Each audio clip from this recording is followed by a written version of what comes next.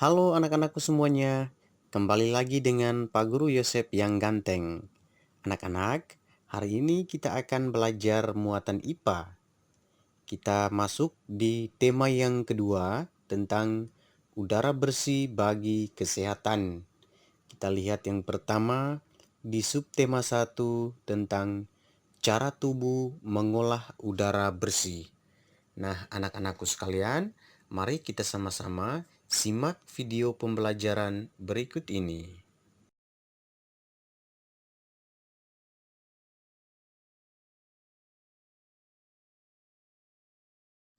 Anak-anakku sekalian, sekarang kita melihat yang pertama di bagian A tentang organ dan sistem pernapasan pada hewan.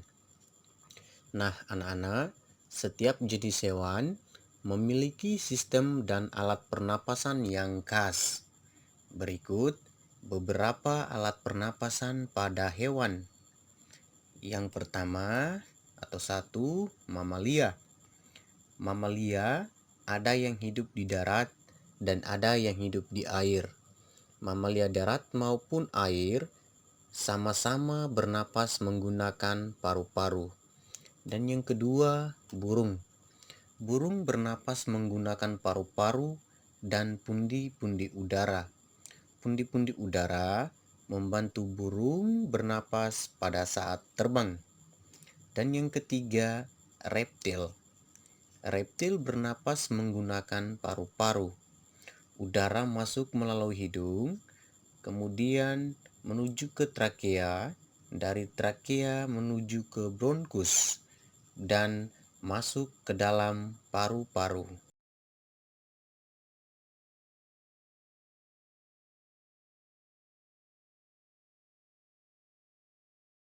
Yang keempat, amfibi. Amfibi adalah hewan yang hidup di darat dan di air. Amfibi bernapas menggunakan paru-paru dan kulit. Dan yang kelima, ikan. Ikan bernapas dengan insang.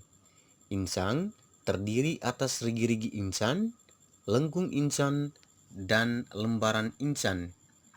Rigi-rigi insan berfungsi menyaring kotoran agar tidak masuk ke lembaran insan. Lembaran insan berfungsi sebagai tempat pertukaran oksigen dan karbon dioksida. Serta yang keenam adalah serangga. Anak-anak, serangga bernapas dengan trakea. Trakea itu adalah saluran udara yang memanjang dan bercabang-cabang membentuk saluran yang lebih halus yang disebut trakeol atau stigma. Kemudian yang ketujuh, cacing. Nah, oksigen masuk ke dalam tubuh melalui permukaan kulit tubuhnya yang basah dan banyak mengandung pembuluh darah.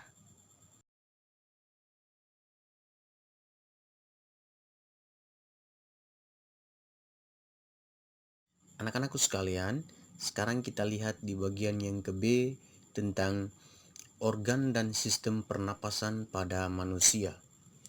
Manusia bernapas menggunakan paru-paru.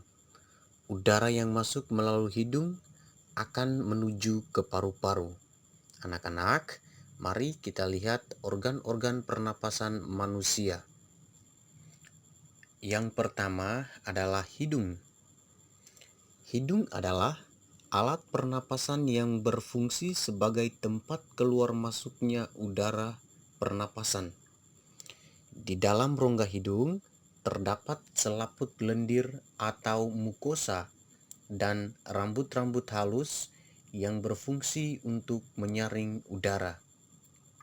Dan yang kedua, batang tenggorokan atau disebut dengan trakea. Batang tenggorokan adalah bagian yang menghubungkan hidung dengan paru-paru. Batang tenggorokan memiliki rambut getar yang berfungsi untuk mengeluarkan kotoran yang masuk bersama dengan udara yang dihirup. Yang ketiga, cabang batang tenggorokan atau bronkus. Bronkus adalah cabang trakea yang bercabang menjadi dua, yaitu bronkus kanan menuju paru-paru kanan dan bronkus kiri menuju paru-paru kiri. Dan yang keempat, anak cabang tenggorokan atau bronkiolus. Bronkiolus adalah cabang bronkus. Bronkiolus memiliki percabangan yang berjumlah banyak. Pada ujung bronkiolus terdapat gelembung-gelembung udara yang disebut dengan alveolus. Nah, anak-anak, alveolus itu berfungsi sebagai pertukaran oksigen dan karbon dioksida. Dan yang kelima adalah paru-paru. Paru-paru terbentuk seperti dua kantung besar berongga di dalam dada. Nah, anak-anak, manusia memiliki dua paru-paru, yaitu paru-paru kanan yang terdiri atas 3 gelambir dan paru-paru kiri yang terdiri atas 2 gelambir. Paru-paru terletak di atas rongga dada, di atas diafragma. Diafragma adalah sekat yang memisahkan rongga dada dengan rongga perut. Nah, anak-anak, paru-paru itu dibungkus oleh selaput tipis yang disebut dengan pleura. Nah, anak-anak, untuk organ-organ pernapasan pada manusia itu ada 5 ya. Yang pertama, hidung, kemudian batang tenggorokan, lalu cabang batang tenggorokan, anak cabang tenggorokan, dan yang kelima adalah paru-paru. Anak-anak, sekarang kita lihat di bagian yang kecil tentang proses pernapasan manusia.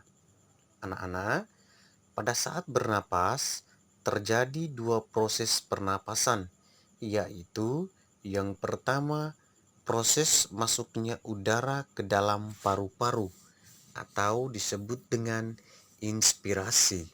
Dan yang kedua, proses keluarnya udara dari paru-paru atau disebut dengan ekspirasi. Nah, pernapasan dapat terjadi apabila paru-paru mengembang dan mengempis dengan bantuan otot tulang rusuk dan otot diafragma. Anak-anak, berdasarkan gerakan otot tulang rusuk dan otot diafragma, maka proses pernapasan dikenal menjadi 2 jenis pernapasan, yaitu pernapasan dada dan pernapasan perut. Baik, terima kasih anak-anakku sekalian sudah menonton dan mendengarkan video pembelajaran dari Pak Guru. Slide yang terakhir, Pak Guru memberikan tugas IPA di buku MBP halaman 38 bagian B.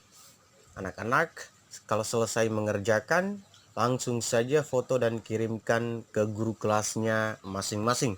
Jangan lupa tulis nama dan kelas. Terima kasih, jaga kesehatan masing-masing ya. Tuhan memberkati kita semua.